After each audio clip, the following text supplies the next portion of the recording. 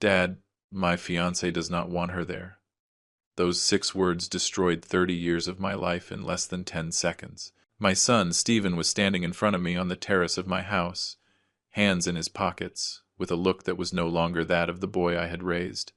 It was the look of a stranger who had just told me that my wife, the woman who had cared for him since he was 8 years old, was not welcome at his wedding. "What did you say?" I asked, even though I had heard him perfectly. "You heard me, Dad. Courtney says my stepmother always causes drama. She says she makes everything uncomfortable at family gatherings, and she prefers that she does not go." I felt the air escape my lungs, not out of surprise, but out of contained rage.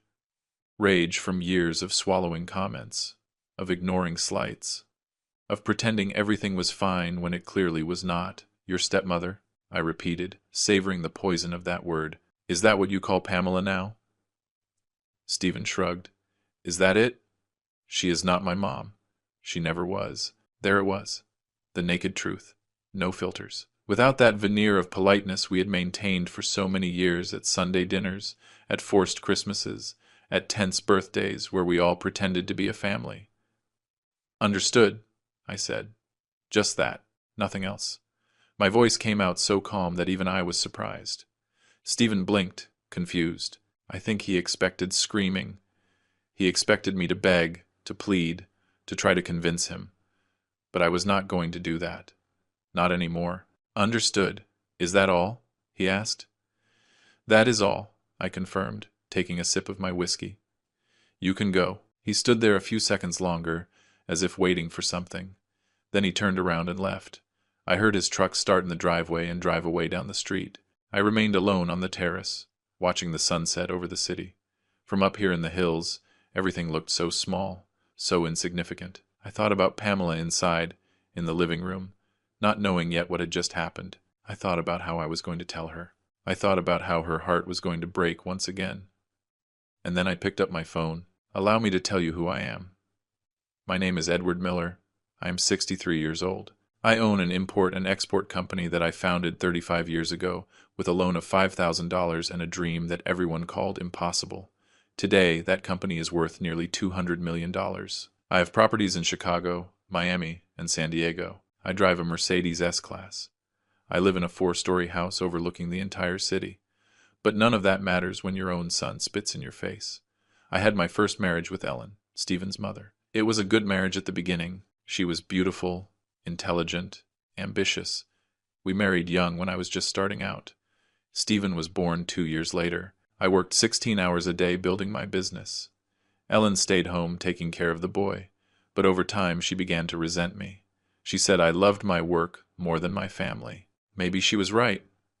We divorced when Stephen was 7 years old. It was civilized. No screaming, no drama. Ellen kept a house in the Gold Coast and a generous alimony. I kept shared custody. Stephen spent weekends with me. I met Pamela 2 years later. She worked as a human resources manager at one of the companies I did business with. She was different from Ellen, calmer, more genuine. She did not care about my money. In fact, it made her a little uncomfortable. We fell in love slowly, without rushing. We married when Stephen was 9 years old. Pamela tried to be a good stepmother. She tried with all her heart. She made him breakfast when he came on weekends. She took him to his soccer games. She helped him with homework. But Stephen never accepted her. Ellen made sure of that. My ex-wife put poison in his head from the beginning.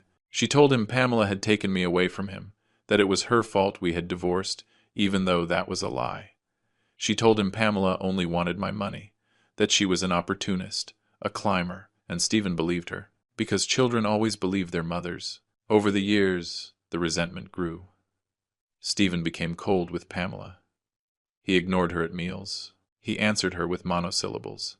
If she asked how school went, he would grunt fine and lock himself in his room. If she tried to give him advice, he would look at her with contempt and say, "You are not my mom." I would scold him. I told him to respect Pamela, that she had done nothing wrong to him. But I only succeeded in making Stephen angry with me too. Ellen consoled him. She told him I had changed, that I was no longer the same dad as before, that she was the only one who really loved him. That is how the years passed. Stephen graduated from prep school. He entered university. He studied business administration, of course.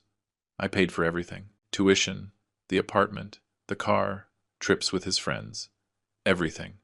When he graduated, I gave him a position in my company. Not just any position. I made him director of operations. I gave him a salary of $25,000 a month. I bought him a BMW. I introduced him to all my contacts. I opened all the doors. And you know what? He never thanked me. Not once. But I justified it. I told myself he was young, that he would mature, that someday he would understand everything I had done for him. Then he met Courtney. Courtney appeared in our lives 2 years ago. She is the daughter of a family from Texas. Her father owns a chain of car dealerships. People with money, but not as much as us. Courtney is pretty. I will not deny it.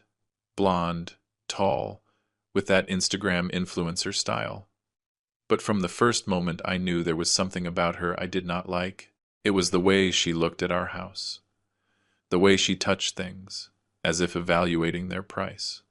The way she talked about people who have no class, and the importance of surrounding oneself with the right people. Pamela noticed it immediately. One night, after Stephen and Courtney left a dinner at our house, she told me, "That girl does not love him. She loves what you have. You are being too hard," I replied, although deep down I knew she was right. "Edward, I have been with you 22 years.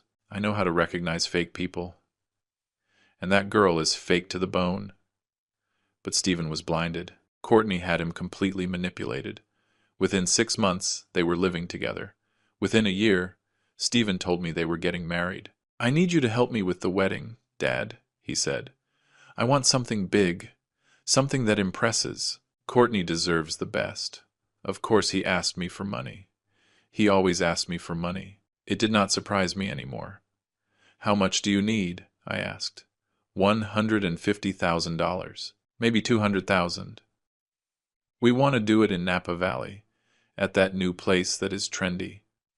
With 300 guests, $200,000 for a wedding, for a son who had never thanked me for anything, for a son who treated my wife as if she were invisible." But I said yes, because that is what fathers do, right? We give everything without expecting anything in return. It is our job, our curse. Pamela said nothing when I told her. She just nodded and kept reading her book. But I saw the pain in her eyes, the exhaustion, the years of rejection accumulating like stones in her chest. The wedding was planned for 6 weeks from now. We had already paid the deposit for the venue. We had already hired the event planner. We had already ordered the invitations. And then, this afternoon, Stephen came to tell me that Pamela was not invited. After Stephen left, I stayed on the terrace for an hour. Maybe more. The sky darkened. The city lights turned on like earthly stars. I felt a strange weight in my chest. It was not sadness. It was not even anger. It was clarity, a cold and sharp clarity. For 30 years I had carried the guilt of my divorce. I had blamed myself for working too much, for not being present, for not being the perfect father Ellen wanted me to be. I had tried to compensate by giving Stephen everything he asked for, everything he needed, and still it was never enough. Because Ellen had created a monster. She had raised him to believe the world owed him something, that I owed him something, that he could treat me however he wanted and I would always be there with my wallet open and my head down. But there was one person who did not deserve any of this. A person who had been patient, kind, generous for 22 years while receiving nothing but contempt in return. Pamela. I went inside the house. She was in the living room reading a novel under the light of a lamp. She looked up when she heard me enter. "Did Stephen leave already?" she asked. "Yes," I replied. "Is everything okay?"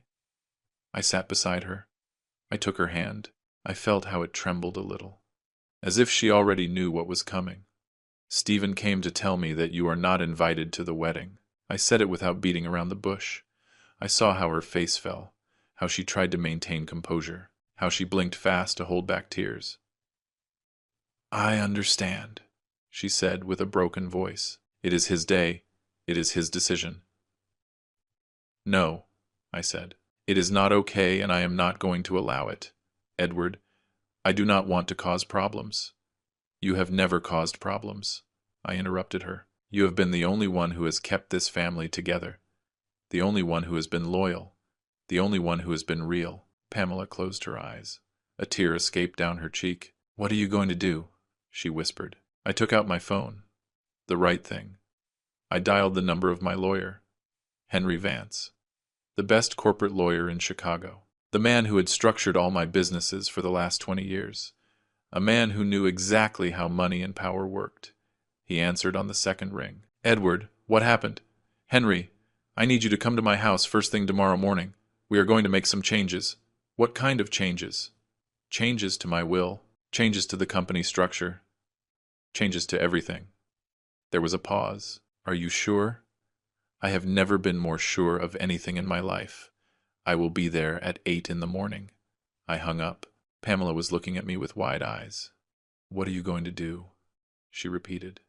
I am going to teach our son what disrespect costs, I replied, and I am going to make sure he never treats you like that again. I said nothing else that night. It was not necessary. Pamela went to sleep, still processing what had happened. I stayed awake in my study, looking at my company documents. The stocks, the assets, the properties, everything I had built with my own hands, everything I once thought I would leave to my son. And then I started to plan. At 11 at night, I received a message from Stephen. Dad, I know you are upset, but I hope you understand. It is my wedding, my decision. See you soon. I did not respond. At midnight, Courtney sent me a WhatsApp message. Hi, Edward. I hope there are no misunderstandings. Stephen and I just want it to be a perfect day. I hope you understand. I did not respond to that either. At 1 in the morning, Ellen called me. I let it ring until it went to voicemail. Then I listened to her message. Edward, Stephen told me what happened. I cannot believe you are making this more difficult. It is his wedding. Why do you always have to make everything about you and that woman? I deleted the message. At 2 in the morning, I made my final decision. I opened my computer, logged into my online banking, and with 3 clicks, I canceled the transfer of $150,000 that I was going to send Stephen for the wedding. Then I sent an email to the event planner, the owner of the venue in Napa Valley, the florist, the DJ, and all the vendors. I am informing you that I will no longer be responsible for the payments for Stephen Miller's wedding. Any additional charges must be covered directly by him. Thank you. And finally, I wrote a message. Just one. Brief. Definitive. I sent it to Stephen at 2:30 in the morning. You are right. It is your wedding. Your decision. And it is also my decision not to pay for it. Good luck with everything. I turned off my phone and went to sleep. 2 hours later, when I turned it on again, I had 22 missed calls, and it was just starting. The calls did not stop all morning. When I went down to breakfast at 7, my phone looked like a bomb about to explode. 22 missed calls had turned into 43. WhatsApp messages, text messages, emails, Stephen, Courtney, Ellen, even Courtney's mother from Texas. I ignored everything. Pamela was in the kitchen, making coffee. She looked at me with a mixture of worry and something else, something I had not seen in her eyes in a long time. Hope, did you sleep well? She asked. Like a baby, I replied, pouring myself an orange juice. Edward, your phone has not stopped ringing. I know. Are you not going to answer? No. She sat in front of me. Her hands trembled slightly around her coffee cup. What exactly did you do? I told her everything. The call to Henry, the cancellation of the transfer, the emails to the vendors, the final message to Stephen. Pamela remained silent for a long moment. Then, to my surprise, she smiled. It was a small smile, almost imperceptible, but it was there. 22 years, she whispered. 22 years I waited for this moment. The moment you defended me, the moment you defended yourself, she replied. Because this is not just for me, Edward. It is for you, for your dignity, for everything you have allowed for years. She was right. This was bigger than a wedding. It was bigger than a rejected invitation. It was the breaking point of 3 decades of manipulation, of emotional blackmail, of a relationship built on guilt and money. At 8 o'clock sharp, the doorbell rang. It was Henry. My lawyer entered with his leather briefcase and that serious expression only expensive lawyers know how to wear. We sat in my study. Pamela excused herself to let us talk, but I asked her to stay. This involves you too, I told her. You deserve to be here. Henry took out his laptop and several documents. Very well, Edward. Tell me exactly what you want to do. For the next hour, I explained everything. Not just the wedding. Everything. The years of disrespect, Ellen's manipulations, Stephen's attitude, his sense of entitlement over my money, the constant contempt towards Pamela. I want to make structural changes, I said. Big changes. How big? I want Stephen to understand that the money he despises so much, the money he believes is his by right, can disappear in an instant. Henry nodded slowly. I understand. Let us go by parts. First, your current will. At this moment, Stephen is the main beneficiary of everything, 70% of your assets. Pamela has 30%. I want to change it, I said. I want Pamela to have 50%. And Stephen, the other 50%. But with conditions. What kind of conditions? I leaned back in my chair. I had thought about this all night. First condition. He can only receive his inheritance if Pamela agrees. She will have complete veto power. Pamela looked at me surprised. Edward, no. Second condition, I continued. He cannot sell, transfer, or liquidate any company asset during the first 10 years, and any major decision must have the approval of a board that I will form, of which Pamela will be president. Henry was typing quickly on his laptop. Third condition. If at any moment he treats Pamela with disrespect, if he defames her, if he tries to manipulate or pressure her, he automatically loses his share. Everything goes to Pamela, and she decides what to do with it. That is very strong, Henry said. Very strong. But it is legal, and it will definitely send a message. That is precisely the point. Anything else? Yes, his position in the company. I want to remove him as director of operations. Pamela inhaled sharply. Edward? Not permanently, I clarified. I just want him to understand that that position is not a gift. It is a job, and jobs can be lost. Do you want to fire him? Henry asked. No. I want to demote him. Let him start from the bottom. Let him learn what it means to really work, not just walk around the office with a title he did not earn. That could generate legal problems. If he claims it is wrongful termination, it is not. I can restructure my company however I want. I can create new positions. I can move people. I am the owner. Henry smiled. It was that smile he wore when he knew he had a solid case. You are right, but I need everything in writing. I need the motives to be clear, and I need you to be prepared for the consequences. What consequences? Stephen is going to be furious. Ellen is going to try to sue you. And Courtney, well, I have a feeling that when she sees the money is not flowing so easily anymore, things are going to get interesting. Let them get interesting, I said. I am tired of living in a circus where I am the only one paying for the tickets. We worked on the documents for 3 hours. Henry was meticulous. Every word, every clause, every condition was perfectly drafted. When we finished, I had in front of me a new will and a series of corporate documents that completely changed the structure of my company. I need you to sign here, here, and here, Henry said, pointing to the lines. And Pamela also needs to sign as witness and beneficiary. I signed without hesitation. Pamela signed with a trembling hand. Ready, Henry said, putting everything in his briefcase. From this moment, these documents are legal and binding. When do you want to implement the changes in the company? On Monday, I replied. I want Stephen to have the weekend to think about what he did. Let him enjoy his panic. Let him feel what it feels like when the floor opens up beneath your feet. Henry stood up. Edward, one last thing. Are you completely sure about this?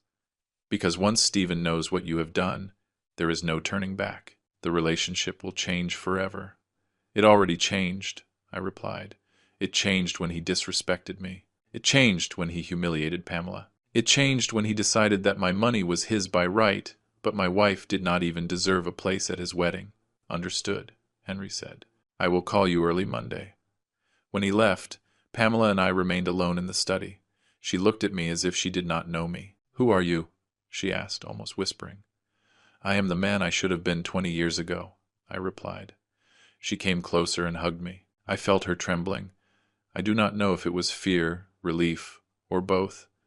We stayed like that for several minutes, in silence, while outside my phone kept exploding with calls I did not plan to answer. Saturday dawned with a storm. Not literal. Outside the sky was clear, but on my phone there was a Category 5 hurricane. 87 missed calls, 122 WhatsApp messages, 34 emails. I decided to read them during breakfast. Not all of them. The most interesting ones. Stephen, 3:47 a.m. Dad, what the hell did you do? The venue guy called me saying you canceled everything. Is this a joke? Stephen, 4:15 a.m. Answer the damn phone. Stephen, 5:02 a.m. This is ridiculous. We are family. You cannot do this to me. Courtney, 6:30 a.m. Edward, I think there is a misunderstanding. Please call me. We can fix this like adults. Ellen, 7:15 a.m. Edward Miller, if you think you can manipulate our son with your money, you are very wrong. You always knew how to play dirty. Stephen, 8 a.m. Dad, please, we need to talk. The wedding is in 6 weeks. We already signed contracts. We already sent invitations. You cannot destroy this. Ah, there it was, the key word.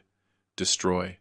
I was destroying something. After 30 years of building, of giving, of sacrificing, of swallowing humiliations, it turns out I was the destroyer. I showed the messages to Pamela. She read them in silence, her expression becoming harder with each one. Are you going to respond? She asked. Not yet. What are you waiting for? I am waiting for the panic to turn into desperation. Panic makes you angry. Desperation makes you think. Pamela smiled. That smile was still there. That smile that had been hidden for 22 years. You are cruel, she said. No, I replied. I am just. Cruelty is disinviting a woman from a wedding she helped pay for. Justice is withdrawing the money when they do not value you. At 10 in the morning, the doorbell rang. Pamela looked at me alarmed. Do you think it is? Probably. I went to open it myself. It was indeed Stephen, but he did not come alone. Courtney was by his side, with those designer sunglasses and that dress that probably cost more than the monthly salary of an average family. Dad, Stephen said. His voice was tense, controlled, but I could see the fury barely contained in his eyes. We need to talk. I have nothing to talk about with you, I replied. Please, he exploded. You cannot do this. The wedding is in 6 weeks. You already said that. 3 times by text. Once more in person. And my answer remains the same. It is not my problem. Courtney took off her glasses. She had red eyes. She had been crying, or at least that is what she wanted me to believe. Edward, please, she said with a soft voice, almost childish. I know we made a mistake. I know we hurt Pamela's feelings, but we can fix it. We can invite her. We can. You can what? I interrupted her. Can you pretend you respect her? Can you treat her well for a day just to keep ignoring her afterwards? No thanks. We already saw that movie. This is not fair, Stephen said. You are using your money as a weapon. My money, I repeated. How interesting that you say it like that. My money. Not our money. Not the family money. My money. At least there we agree. You know what I mean. Yes, I know perfectly well what you mean. You mean that my money should be available to you when you need it. But my wife does not deserve a little basic respect. You mean you can treat me like your personal ATM, but not like your father. Stephen clenched his fists. For a moment, I thought he was going to hit me. Part of me almost wished he would. It would have been more honest than everything else. Do not be dramatic, he finally said. Dramatic, I laughed without humor. Son, you have not seen drama yet. This is just beginning. Courtney put a hand on Stephen's arm. Babe, maybe we should. Should what? I asked. Apologize? Admit you were wrong? Or maybe tell Stephen the truth you both know? That without my money, that magazine wedding you planned is not going to happen. That you are going to have to settle for something more modest, more real, more in line with what you can actually pay. Courtney's face hardened. There it was, the true face behind the sweet girl mask. You are a bitter man, she said with poison in every word. A bitter old man who cannot stand the idea of his son being happy, Courtney, Stephen warned, but she could not stop now. I always knew you were like this. Stephen warned me. He told me you were controlling, that you used your money to manipulate everyone. And he was right. Is that what he told you? I asked, looking at my son. That I am the manipulator? Stephen did not respond. He just looked at the ground. Very well, I said. I have heard enough. You can leave. We are not finished, Courtney screamed. Yes, I replied calmly. Yes, we are finished. And next time you come to my house, you better bring a real apology. Not fake tears, not manipulation. A real apology. For Pamela, not for me. For her. Never, Courtney said. I will never apologize to that. I did not let her finish. I closed the door in their faces. I heard shouting on the other side. I heard Courtney cursing. I heard Stephen trying to calm her down. I heard how they finally left, with the truck starting so fast the tires screeched on the pavement. Pamela was on the stairs. She had heard everything. That girl hates you, she said. That girl hates that she can no longer use my money, I corrected. There is a difference. Do you think Stephen will leave her? No, I replied. Stephen is weak. He always has been. Ellen made him that way. She raised him to be a victim, to blame others for his problems, to believe the world owes him something. He is your son, Pamela said softly. I know. And that is why this hurts me more than you can imagine. But sometimes love is not giving everything they ask for. Sometimes love is saying no. It is setting boundaries. It is teaching consequences. I went up the stairs and hugged her. Do you know what is the saddest thing? I whispered. That I had to reach 63 years old to learn it. Sunday was quieter, fewer calls, fewer messages. It was as if Stephen and Courtney had finally understood I was not going to change my mind. But then, at 3 in the afternoon, a different message arrived. It was from Ellen. We need to talk, in person, for Stephen's sake. I had not spoken directly to Ellen in almost 2 years. Our communications were limited to brief messages about logistical matters. Never anything personal, never anything deep. I showed the message to Pamela. You do not have to go, she said. You owe her nothing, I know. But I want to hear what she has to say. I want to see how far she is willing to go. Do you want me to go with you? No, this is something I have to do alone, I replied to Ellen. Starbucks on Michigan Avenue, 5 p.m. Her response was immediate. I will be there. At 10 to 5, I was sitting at a table in the back. With an Americano I had no intention of drinking. Ellen arrived punctual. She was still beautiful. Time had been kind to her. Hair perfectly done. Makeup flawless. Designer clothes. All paid for, of course, with the alimony I gave her. She sat in front of me without greeting. Edward, she said, as if my name were an accusation. Ellen. What are you doing? I am drinking coffee. You? Do not play with me, she snapped.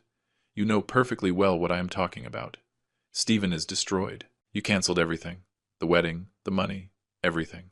Correct your information, I said. I did not cancel the wedding. I canceled my financial participation in the wedding. There is a difference. Why? Why would you do something like that? Do I really have to explain it to you? Yes, she almost shouted. Then she lowered her voice, seeing people turn around. Yes, explain it to me, because from my perspective you are punishing our son for expressing his feelings. Expressing his feelings? I laughed. Is that what you call it? Because I call it disrespect. I call it humiliation. I call it years of treating Pamela like trash, while I pretended nothing was happening. Ellen leaned back in her chair, crossing her arms. Ah, I see. This is about her. This is about me, I corrected. About my dignity. About the boundaries I should have set decades ago. Stephen is not to blame that your marriage with that woman is complicated. My marriage is not complicated. Stephen made it complicated, and you helped him. Me? You, I confirmed. From the day we divorced. You put poison in his head. You told him Pamela had taken me away from him. That everything was her fault. And he believed you because he was a child, and children believe their mothers. Ellen denied nothing. She just looked at me with those eyes I once loved, and now barely recognized. I did what I had to do to protect him, she finally said. Protect him? From what? From having a stepmother who loved him? From having a father who tried to give him a stable family? From forgetting about me, Ellen whispered. From replacing me with her. There it was, the truth. After all these years, finally the truth. It was never about Stephen, I said slowly. It was about you. About your ego. About your need to be the only one. The victim. The sacrificed mother. You have no right to judge me. You are right. I do not. But I have the right to protect my wife, and I have the right to teach my son that actions have consequences. Ellen leaned forward. Her voice became softer, more manipulative. Edward, please, think about Stephen. Think about what this is doing to him. He already paid the deposit for the venue. He already sent the invitations. He is going to look like an idiot in front of everyone. He should have thought about that before disinviting Pamela. It was Courtney's idea. And he agreed. Do not come to me saying he is a victim. Stephen is 32 years old. He is an adult. He can make his own decisions. And he can live with the consequences. And what if I told you he is willing to apologize? I do not believe it. Edward, I do not believe it because they already came here, Stephen and Courtney, and I saw no real apology. I saw manipulation. I saw fake tears. I saw a 32-year-old child trying to get what he wants with tantrums. Ellen closed her eyes. When she opened them, there were tears there. Real tears this time. What do you want me to do? She asked. What do you want me to tell him? I want you to tell him the truth, that for 30 years you raised him to hate Pamela for no reason, that you taught him I was the enemy when the only thing I did was work to give him a better life, that you turned him into a man who believes he deserves everything without giving anything in return. I cannot do that, I know, because that would mean admitting you were wrong, and you never admit your mistakes. I stood up. This conversation is over. Edward, wait. No, I said. I waited enough. 30 years I waited. I waited for Stephen to mature. I waited for him to see me as something more than a check. I waited for him to treat Pamela with a minimum of decency. And in all that time, do you know what I got? Nothing. Absolutely nothing. He is your son, Ellen said with a broken voice, and maybe that is why I should have done this a long time ago. Because children need boundaries. They need to learn that respect is not optional. They need to understand that love does not mean being a doormat. I left $20 on the table for the coffee and left. Ellen stayed there sitting, crying in silence while I walked out of Starbucks and got into my car. I drove back home in silence. I did not turn on the radio. I made no calls. I just drove, processing the conversation. Part of me felt pity for Ellen. Part of me understood that she was also a victim of her own fears and insecurities. But that changed nothing.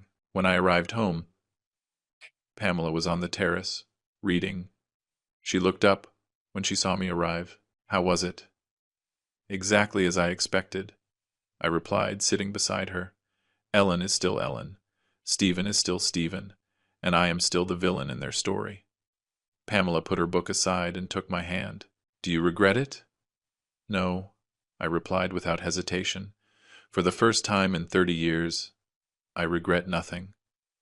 That night, I slept better than I had in months. I did not dream. I did not wake up in the middle of the night. I just slept, a deep and guilt-free sleep, because there was something liberating in finally saying no, in finally setting boundaries, in finally choosing myself and the person who had really been loyal to me all these years. Monday was going to be interesting. Very interesting. But I was ready. Finally, I was ready. Monday dawned with a gray sky, low clouds, threat of rain, as if the weather knew what was coming. I got up early. I showered. I put on my best suit, the navy blue Armani, silver cufflinks, Italian shoes freshly polished. If I was going to do this, I was going to do it right. Pamela came down when I was finishing my coffee. She had also dressed up more than usual. Elegant dress, discreet makeup. She knew what this day meant. Are you sure? She asked for the umpteenth time. Completely. Stephen is going to hate you. He already hates me. Only now he is going to have a real reason. At 8:30, my driver picked me up. I arrived at the office at 8:45. The glass and steel building where I had built my empire. 15 floors of offices, warehouses, boardrooms, my name in big letters at the entrance. Miller, Import, Export. I went straight up to the 15th floor. My office, my assistant, Lucy, a 50-year-old woman who had been with me for 20 years, greeted me with her usual professionalism. "Good morning, Mr. Miller. Henry is already waiting for you in his office." "Thank you, Lucy." "Did Stephen arrive?" "He arrived 10 minutes ago. He is in his office." "Perfect. Tell him to come see me in half an hour." "Right away, sir." I entered my office. Henry was reviewing documents at my desk. He stood up when he saw me. "Good morning, Edward. Ready for this?" More ready than ever. We spent the next 20 minutes reviewing the documents. Everything was in order. Every point, every clause. It was perfect. At 9:30, Lucy knocked on the door. "Stephen is here. Let him in." My son entered the office with that expression I had seen all his life, that mixture of arrogance and false security. He was wearing jeans and a casual shirt. He had not even bothered to dress appropriately for the office, because for him, this was never a real job. It was just a place where he passed time and collected a check. "Dad," he said, completely ignoring Henry. "Can we talk alone?" "No, Henry stays." "Sit down." Stephen hesitated. Then he sat in the chair in front of my desk. He looked like a student in the principal's office. "Look," he started, "I know things got out of control this weekend. I know we all said things we should not have. But we can fix it. Courtney is willing to apologize to Pamela. We can have a dinner. We can." "Stephen," I interrupted him, "I did not call you to talk about the wedding." He blinked, confused. "Then?" "I called you to talk about your work. Or more specifically, about your lack of work." "What?" I passed him a folder Henry had prepared. Stephen opened it with trembling hands. "What is this?" "It is an evaluation of your performance over the last 2 years, elaborated by HR, by your direct subordinates, and by me." I watched as he read. I watched as his face became paler and paler. "The numbers are clear," I continued. "Error rate in projects, 42%. Missed meetings, 35%. Complaints from personnel under your supervision, 18 in the last year alone. Projects completed successfully, 6 out of 22. But late arrivals, 53 in 6 months. Days taken for sickness that we later discovered you spent in Cabo with Courtney, 8. Shall I go on?" Stephen closed the folder abruptly. "You cannot do this." "Do what?" "Evaluate my employees?" "It is what I do with everyone. The difference is that with you I was too soft. I gave you opportunities I would not give anyone else. I forgave errors that would have cost anyone else their job. I am your son. Exactly. You are my son. And that is why I gave you everything. I gave you a position you did not earn. I gave you a salary you did not deserve. I gave you opportunities you wasted, and during all that time, not once did you say thank you." Henry intervened with his calm lawyer voice. "Stephen, effectively your father is right. According to labor laws, an employee can be removed from his position if his performance does not meet company standards, and these documents clearly demonstrate that you have not done so." "Are you firing me?" Stephen asked, his voice rising in pitch. "No," I replied. "I am demoting you. Starting today, you are no longer director of operations. You will start in a position of warehouse supervisor, level 3, with the corresponding salary, $4,000 a month." The silence that followed was absolute. Stephen looked at me as if I had grown a second head. "4,000, he whispered. "I make 25,000. Not any more. This is insane. You cannot do this to me. I can and I am doing it. If you want to keep your job, you accept the new conditions. If not, you can always resign and look for employment elsewhere. Let us see which company is willing to pay you $25,000 a month with your track record." Stephen stood up so fast the chair almost fell over. "This is because of Pamela. This is because I did not invite her to the wedding. This is for 30 years of disrespecting me," I said, standing up too. 30 years of treating me like your personal bank. 30 years of believing you deserve everything without giving anything. And yes, it is also because of Pamela, because she is my wife, and allowing you to treat her like trash is a lack of respect towards me. I knew this would happen. Mom was right. You always chose that woman over me. I never had to choose, I replied. You made that decision for me. Every time you ignored her, every time you insulted her, Every time you asked me for money while looking at her with contempt, you chose. I am just setting the boundaries I should have set from the beginning." Stephen was breathing heavily. I could see tears of rage in his eyes. "You will regret this." "I doubt it. But if I regret it, it will be my problem, not yours. I am going to sue." Henry smiled, that smile that meant he had all the aces in his hand. "You can try, Stephen, but I assure you you are not going to win. We have all the documentation. We have witnesses. We have evaluations. And above all, we have the law on our side. Your father is the owner of this company. He can restructure however he wants. And you signed a contract when you entered that specifically says you accept any change in your position according to company needs." Stephen looked at both of us. Defeated, humiliated, furious. "I hate you," he finally said. "Both of you." "I know," I replied. "Now you can go. If you decide to accept the new position, report tomorrow at 7 in the morning at warehouse number 2. Your new supervisor will explain your responsibilities." Stephen turned around and left, slamming the door so hard the pictures on the wall shook. Henry and I remained in silence for a moment. "That was intense," he finally said. "That was necessary," I corrected. I sat in my chair. My hands were trembling slightly. Not from fear, not from doubt, from pure adrenaline. "Do you think he will accept the new position?" Henry asked. "No," I replied. "Stephen is too proud. He is going to resign. He is going to run to Ellen and Courtney. They are going to cry together. They are going to say, 'I am a monster.' And maybe they are right. They are not, you think? I think you just did what any father should have done years ago. You taught him the world does not revolve around him. That money does not grow on trees. That respect is earned." I leaned back in my chair, looking out the window. The city stretched out under the gray sky. Millions of people, millions of stories, millions of families with their own dramas. And for the first time in a long time, I felt at peace, because I had done the right thing. Finally, I had done the right thing, even if it cost me my son, even if it cost me the little family I had left. I had chosen my dignity, and the dignity of the woman who had loved me unconditionally for 22 years. And that, at the end of the day, was the only thing that really mattered. Stephen resigned 2 hours later.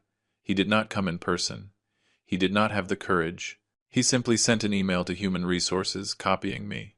3 dry lines full of rage. "By means of the present, I inform my immediate resignation from Miller Import-Export. I will not work under abusive and irrational conditions. I expect my full settlement in the next few days." Lucy brought me the printed email. I read it without emotion. "What do you want me to answer, Mr. Miller?" "Tell Human Resources to process his resignation. Give him his settlement as the law marks. Not $1 more. Not $1 less. Are you sure? According to his contract, he has the right to. According to his contract, he has the right to exactly what the labor law says.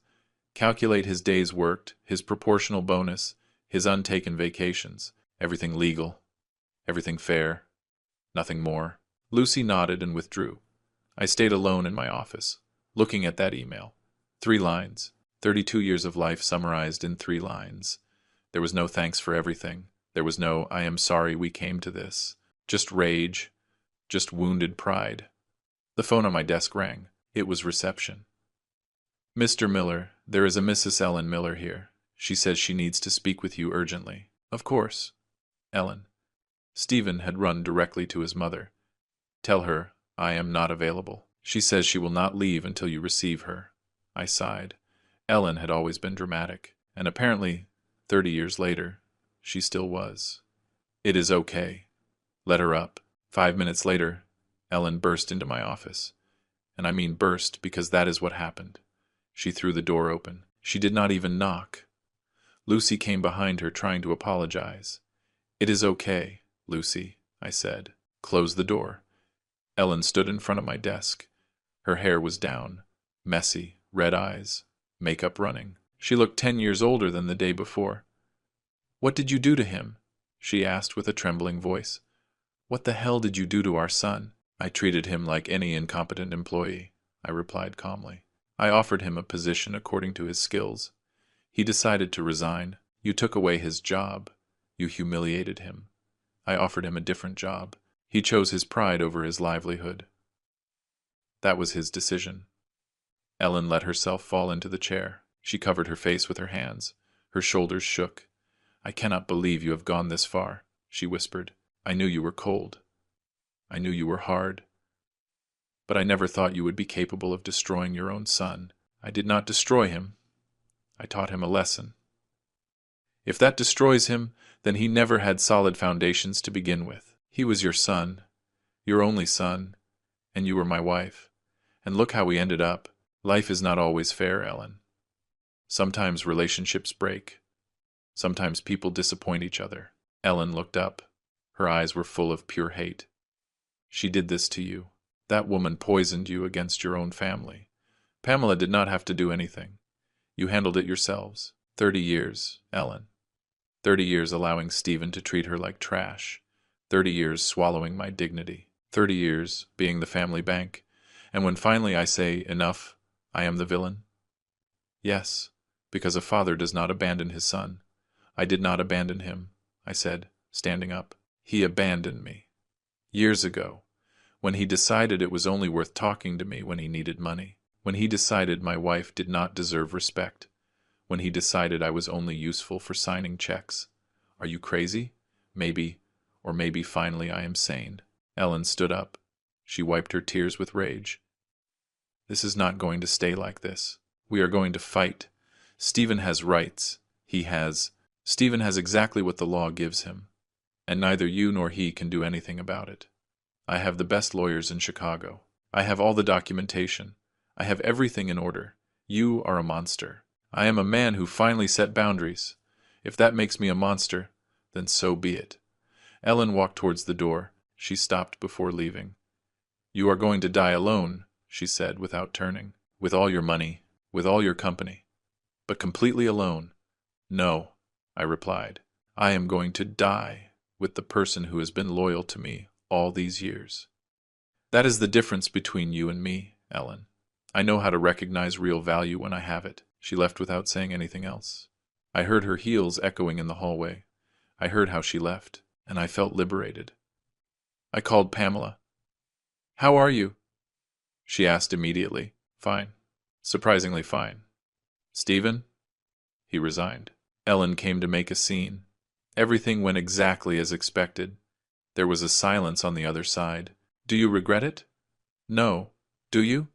Never, she replied with a firm voice. Edward, I have been waiting 22 years for this moment. 22 years swallowing contempt. 22 years being the villain in a story I did not write. I regret nothing. I love you, I said.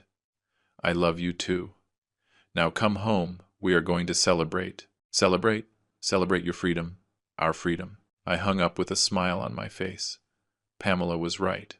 This was a liberation, a purge, a new beginning. That night I prepared dinner myself, something I had not done in years. Carbonara pasta. She was surprised. What is all this? A reminder of why I took the decisions I took, I replied. A reminder that what is important is not blood. It is loyalty. It is real love. It is this. We dined slowly. We talked about everything except Stephen. We talked about trips we wanted to take, about places we wanted to see, about things we had always postponed because I was busy with the business or because we did not want to cause problems in the family. Do you know what I want to do? Pamela said, with eyes shining from the wine. I want to go to Italy. I want to spend a month in Tuscany, rent a villa, drink wine, watch the sunset, then let us go. Really? Completely serious. I no longer have to worry about keeping the family peace. I no longer have to be available for Stephen's emergencies. I no longer have to pretend. We can do whatever we want. Pamela laughed. It was a light laugh, youthful, a laugh I had not heard in years. 63 years old, and finally you are going to live. 63 years old, and finally I am going to live well, I corrected. That night we slept hugging, like we had not done in a long time. And for the first time in decades, I did not dream about business or family problems. I just slept, deep, calm, free. The following days were an emotional roller coaster. On Tuesday, I received an email from the wedding organizers. Courtney and Stephen had canceled everything. The venue, the flowers, the DJ, everything. They lost the deposits. Almost $20,000 went down the drain. On Wednesday, a lawsuit arrived. Ellen and Stephen were suing me for wrongful termination and family abuse of power. I called Henry. He laughed. It is ridiculous. It is not going to prosper, but it is going to give us work for a few months. How much is it going to cost? Maybe $10,000 in legal fees. Maybe less. But Edward, do not worry. This is just theater. They are angry. They are hurt. They are trying to recover some control. And the wedding? What about the wedding? Do you think they will still get married? Henry paused. Honestly, I do not know. Depends on how in love Courtney is with the man or the money. And I have my suspicions about which. He was right. On Thursday night, Stephen called me. It was the first time we spoke since Monday. I answered. Dad! His voice sounded broken. Tired. I need to talk to you. Speak. Courtney broke up with me. I said nothing. I just waited. She said if I could not provide the lifestyle she expected, then it made no sense to continue. She said she deserves someone who values her, someone who can give her what she needs. I am sorry, I said. And it was true. I was not happy about his pain. I was just happy that he finally saw reality. You were right, he whispered. About her, about everything. Where are you? In the apartment. Alone. Everything went to hell, Dad. My job, my wedding, my relationship, everything. I could hear the tears in his voice. Part of me wanted to run to him, hug him, tell him everything would be fine. But another stronger part knew that would be a mistake. Stephen, do you know why all this happened? Because you. No, I interrupted him. It is not because I did something. It is because you never learned to value what you had. Because you grew up believing the world owed you something. Because you confused generosity with obligation. I do not want a sermon now. Then you did not call me at the right moment, because that is exactly what you need to hear. There was a long silence. Do you hate me? He asked finally. No, I have never hated you, but I am also not going to keep being your lifeguard. You are 32 years old. It is time you learn to swim alone. I do not know how. Then learn. Get a job, a real one, where you have to arrive early and work hard, where nobody gives you privileges for your last name. And maybe, after a few years, when you have matured, we can have a real conversation. And Pamela? What about Pamela? Do I have to apologize to her? That is not the point. The point is not forcing you to pretend. The point is that you understand why what you did was wrong. If someday you reach that understanding by yourself, then yes, an apology would be appropriate. But not because I demand it. Because you really feel it. Stephen said nothing for a long while. Dad? Yes? Do you think someday we can fix this? I do not know, son. Honestly, I do not know. That depends completely on you. I hung up before he could answer. Pamela was at the study door. She had heard everything. Did you do the right thing? She asked. I did the only thing I could do. Does it hurt? Like you have no idea. But I also know that if I rescue him now, if I run to save him, he is never going to learn. He is never going to change. And in 5 years we will be exactly in the same place. Pamela came closer and hugged me. You are a good man, Edward Miller. A good man doing hard things. The following weeks were strange. The company worked perfectly without Stephen. In fact, it worked better. I hired a new director of operations, someone with real experience, someone who knew what they were doing. The numbers improved, efficiency increased, everything flowed. Ellen and Stephen's lawsuit was dismissed at the first hearing. The judge said exactly what Henry had predicted. A businessman has the right to restructure his company. A son does not have an automatic right to an executive position. Ellen sent me a message after that. Just one. I hope you are happy. You destroyed your family. I did not respond, because there was nothing to say. In her mind, I was the villain, and nothing I said would change that. Stephen got a job at a logistics company. A mid-level position. He was making $6,000 a month, a fraction of what he made with me. But it was an honest salary, a salary he was earning. We did not speak. Occasionally, news reached me through mutual acquaintances, that he was living in a smaller apartment, that he was working long hours, that he looked tired. Part of me wanted to call him, ask him how he was, offer him help, but I knew that would be a mistake.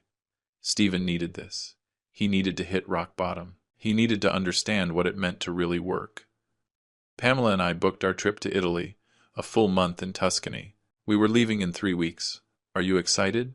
she asked one night while we planned the itinerary. "More than I have been in years," I replied. "You know, I spent my whole life building this empire, working 16 hours a day, sacrificing time, sacrificing moments.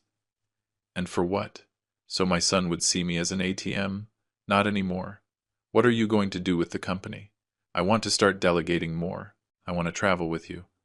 I want to enjoy what I built instead of just keep building." Pamela smiled. 63 years and finally you have wisdom. 63 years and finally I have clarity. 2 days before our trip to Italy, I received an unexpected call. It was from a number I did not recognize. I hesitated before answering, but something told me to do it. "Hello? Mr. Miller. My name is Richard Fountain. I am Stephen's direct boss at National Logistics." My heart accelerated. Did something happen? No, nothing bad. In fact, I was calling to tell you something I think you would like to know. Go ahead. Your son has been one of the best employees we have had in years. He arrives early. He stays late. He never complains. He solves problems. He helps his colleagues. 2 weeks ago, he avoided an error that would have cost us millions. Honestly, Mr. Miller, I do not know what happened between you two, but I want you to know that your son is an exceptional man. I was speechless. "Mr. Miller? Yes, I am here. Thank you for calling. Thank you for telling me that. I thought it was important for you to know. Sometimes parents need to hear these things. That their children are okay. That they are growing." I hung up with tears in my eyes. Pamela was there, looking at me with worry. "What happened?" I told her. She also cried. "Are you going to call him?" she asked. "No," I replied. "Not yet. This is good. It means he is growing, that he is learning. But if I run now, if I rescue him now, I could ruin all that progress. He needs to finish this path by himself, and if he never seeks you out, then at least I will know I gave him the tools to be a good man, even if he is not a good son to me." That night I wrote something I did not send him. I just saved it on my phone. Words for Stephen. For someday. Maybe. "Son, I am proud of the man you are becoming. I know the road was hard.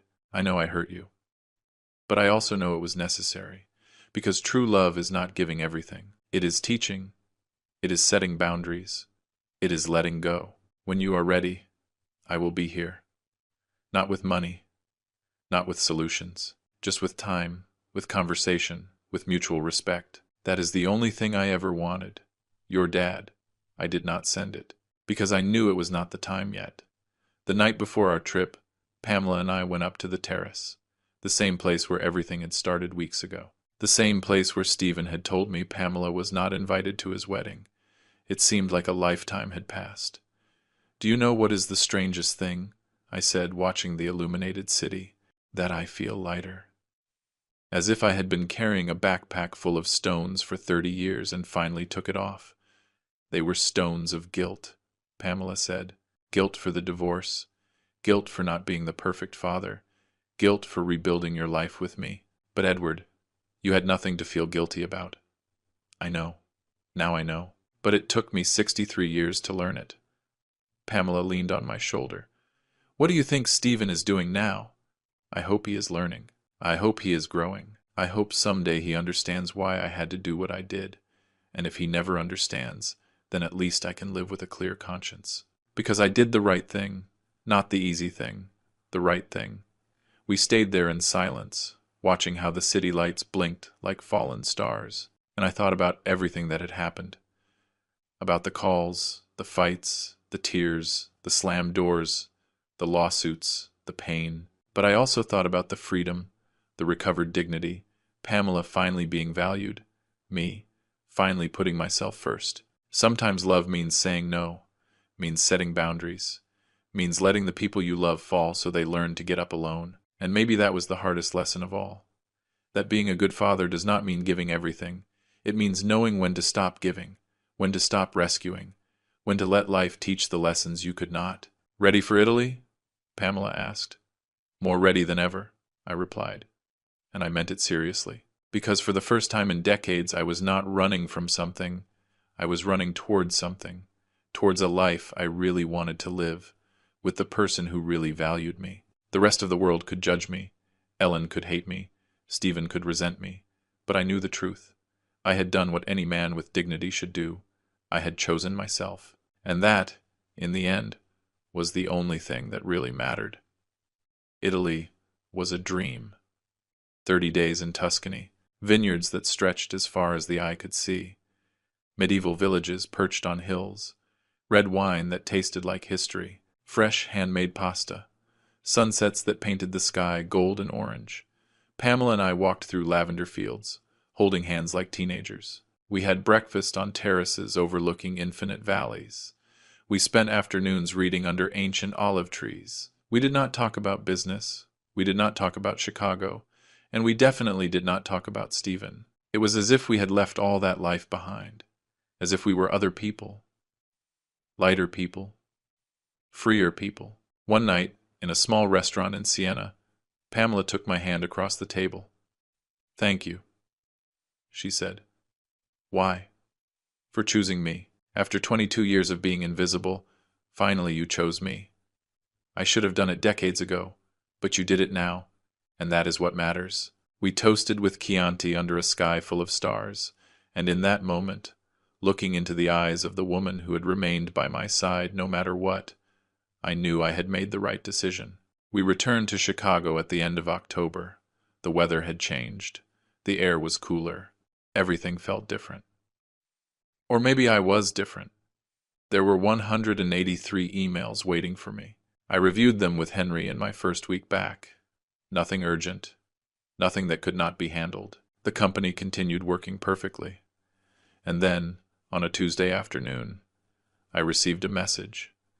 It was from Stephen. "Dad, can we talk? Just you and me. No lawyers, no agendas. Just a conversation." I showed the message to Pamela. "What do you want to do?" she asked. "I want to hear him, but this time, on my terms," I replied. "Thursday at 4, in my office."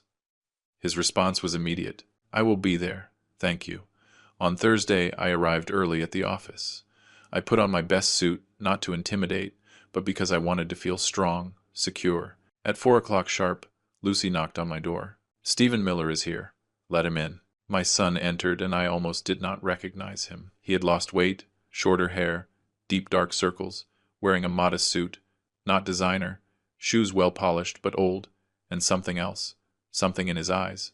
There was no longer arrogance, no longer that air of superiority. There was humility. "Dad," he said, remaining standing in front of my desk. "Sit down." He sat.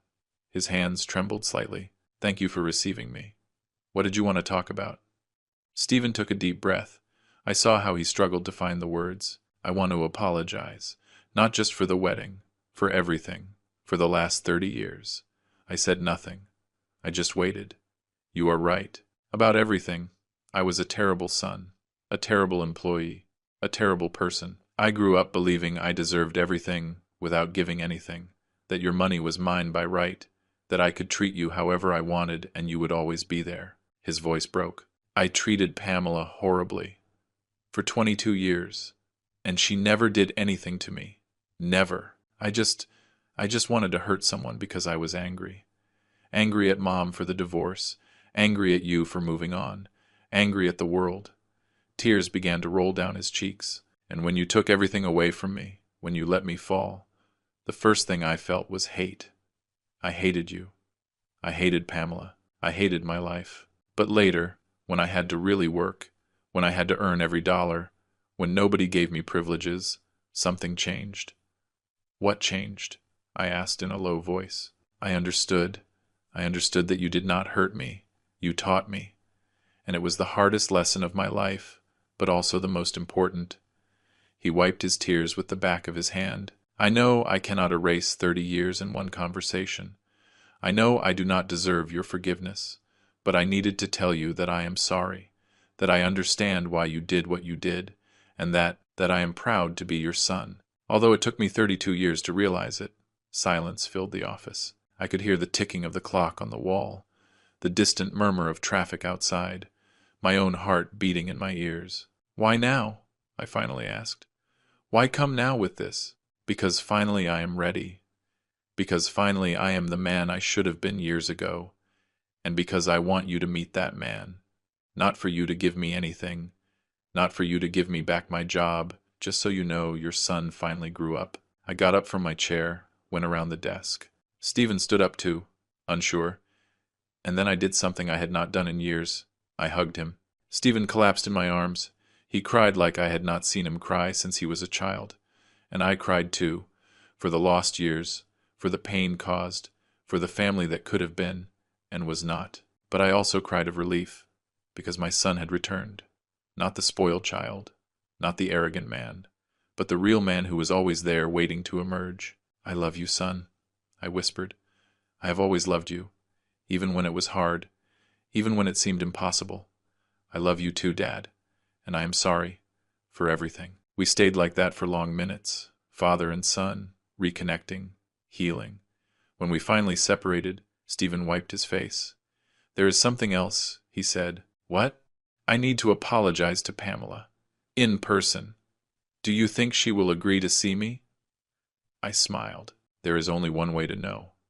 That night, Stephen came home. Pamela was nervous. I saw her getting ready 3 times, changing her dress, touching up her makeup. What if it is a trap? She asked.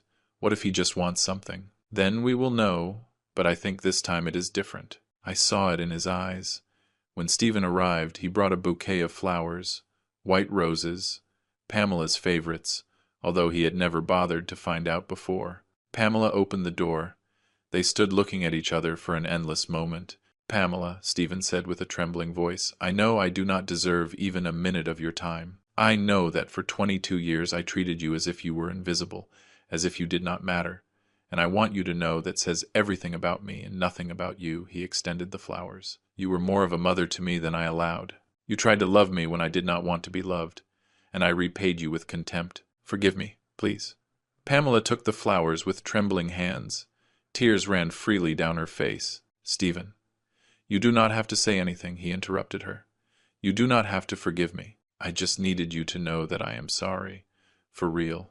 Pamela left the flowers on the table, and then, to my surprise, she hugged Stephen. I forgive you, she whispered. I forgive you because that is what people who love do. And I loved you from the first day, even though you never let me show it. I saw my son cry in the arms of the woman he had rejected for more than 2 decades. I saw Pamela finally receive the recognition she always deserved. And I knew everything had been worth it. We had dinner together that night, the 3 of us. For the first time in history, we dined like a real family. Not forced, not tense, real. Stephen told us about his job, about the challenges, about how every day he learned something new. Pamela told him about Italy. I just listened, with a full heart. Before leaving, Stephen took me aside. Dad, I want you to know something. I did not come here expecting you to give me back my job at the company. I did not come expecting money. I came because I needed to close this chapter correctly. I know, son. Really, really. And that is what tells me you have finally changed. We said goodbye at the door, this time with a long hug. Sincere. When he left, Pamela and I stayed on the terrace, the same place where everything had started months ago. Do you think it is real? She asked. The change? Only time will tell. But today, in this moment, I think so. I think he finally found his way. And you two? Father and son? We are healing. It is not going to happen overnight, but it is a beginning. Pamela smiled and leaned on me. You did the right thing, Edward. It was painful. It was horrible. But the right thing is rarely easy. 6 months later, Stephen continued working at National Logistics. He was promoted twice. Now he was regional manager. He had earned every promotion with hard work and dedication. We saw each other every 2 weeks for dinner, sometimes in restaurants, sometimes at home, always with Pamela, always with respect. The relationship was not perfect, but it was real. And that was more than it had been in 30 years. Ellen never apologized. She never changed her version of the story where I was the villain. But I did not care anymore. I had made peace with the fact that some people prefer their narratives to the truth. My company continued to grow. I hired talented young people. I started delegating more. Pamela and I traveled. Paris, Japan, Greece, all the places we had dreamed of. And one afternoon, while drinking coffee on my terrace, I received a message from Stephen. "Dad, I want to introduce you to someone. Her name is Danielle. She is an elementary school teacher. I met her volunteering. She is different from Courtney. She is real. And I would like you to meet her. You and Pamela," I replied. "We would love to. Saturday? Perfect. And Dad, thank you for not giving up on me, for teaching me what really matters." I put the phone away and looked at the city stretching under the afternoon sky.